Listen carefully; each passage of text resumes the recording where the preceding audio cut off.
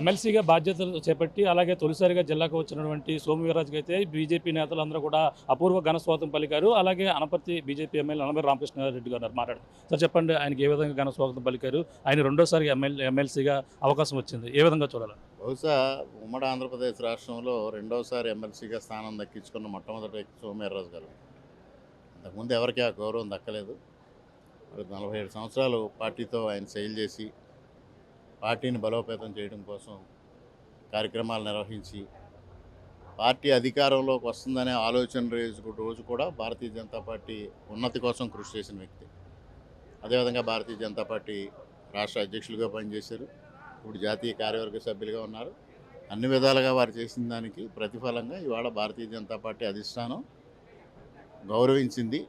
ఇవాళ కార్యకర్తలందరూ గౌరవించారు. అంటే కార్యకర్త స్థాయి నుంచి ఈ స్థాయికి వచ్చింది. అలాగే పార్టీ ఏ విధంగా గుర్తింపిస్తుంది అంటున్నారు మీరు? టీడీపీ నుంచి బీజేపీకి వచ్చారు. బీజేపీలో ఇవన్నీ కూడా ఏ విధంగా కార్యకర్తలకు కావచ్చు, నాయకులకి ఎటువంటి గుర్తింపు లభిస్తుందని మీరు భావిస్తున్నారు? అన్ని రాజకీయ పార్టీల్లోని కార్యకర్తలకు గుర్తింపు ఇవ్వడం అనేది సహజమైన పరిణామం. అందులో కొంతమందికి అవకాశాలు వస్తాయి, కొంతమందికి అవకాశాలు రావు. ఉన్న అవకాశాలను బట్టి కార్యకర్తలని అకామిడేట్ చేయడానికి రాజకీయ పార్టీల విధానం ఆ విధంగానే ఉంటుంది. అదేవిధంగా భారతీయ జనతా పార్టీ కూడా ఆ విధంగా అకామిడేట్ చేసింది. ఇప్పుడు మీ ఇక్కడ ఏదైతే బలభద్రపురంలో జరిగిన క్యాన్సర్ సంబంధించిన విషయంలో ఎటువంటి యాక్షన్ తీసుకోబోతున్నారు? అక్కడ ఎటువంటి రిపోర్ట్ రావడం జరిగింది? ఎంతమందికి ఈ విధంగా వచ్చిందని చెప్పండి. మొన్న రంగరాయ మెడికల్ కాలేజ్ వాళ్ళ రిపోర్టు ప్రకారంగా 1295 మందికి టెస్టులు చేస్తే 67 కేసులు పాజిటివ్ వచ్చినాయి. అందువల్ల మిగిలిన 8700 మంది ప్రజానీకానికి అక్కడ టెస్టులు నిర్వహించాలనేది నిన్న సూత్రప్రాయంగా వైద్యాధికారులతో సమావేశమైనప్పుడు నిర్ణయించాం.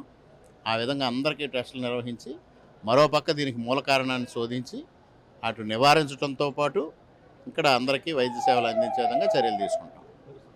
చూస్తున్నా ఇది పరిస్థితి. ఈరోజు సోము వీర్రాజు అయితే ఎమ్మెల్సీగా బాధ్యతలు చేపట్టి తొలిసారిగా వచ్చిన ఆయన అయితే ఈరోజు బీజేపీ నాయకులు అందరూ కూడా అపూర్వ ఘన స్వాగతం పలుకుతూ ఈరోజు అయితే ఆయన సన్మాన కార్యక్రమం కూడా భారీ ఎత్తున రాజమండ్రిలో జరిగినటువంటి పరిస్థితి ప్రధానంగా ఉందని చెప్పాలి. ఇది కూడా తాజా పరిస్థితి.